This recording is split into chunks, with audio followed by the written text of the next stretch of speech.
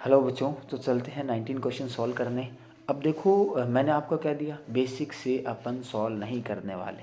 Okay, इसने बोला इसकी वैल्यू सॉल्व करके बताओ आप। ठीक है, अब एक बार ऑप्शन को ध्यान से देखो, बहुत अच्छे अच्छे ऑप्शन दे रखे हैं। ठीक है, तो इसको अगर मैं सॉल्व करूं तो मेरा सबसे दिमाग क्या, इसका आंसर 1 आता है, उस पर जाता है कि कैसे भी करके मान लो, अगर देखो दिक्कत ए बी अपन को दे रहा है, अगर मैं इसको सबको जेड की पावर 0 बनाऊं और इसको 1 लाना चाहूँ, ये अपनी टेक्निक है, तो मैं ए और बी की वैल्यू 0, देखो अगर मैं ए और बी अगर 0 पुट कर दूंगा ना, तो उसमें ये भी 1 हो जाएगा, ऑप्शन ए भी 1 हो जाएगा, इस ए ऑप्शन दे ही रखा, तो वो दिक्कत आएगी।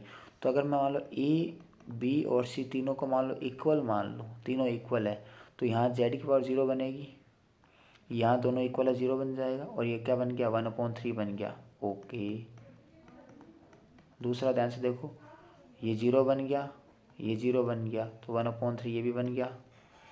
अगला ये भी देखो सेम बन जाएगा 1/3, और इसका आंसर 1 आ गया।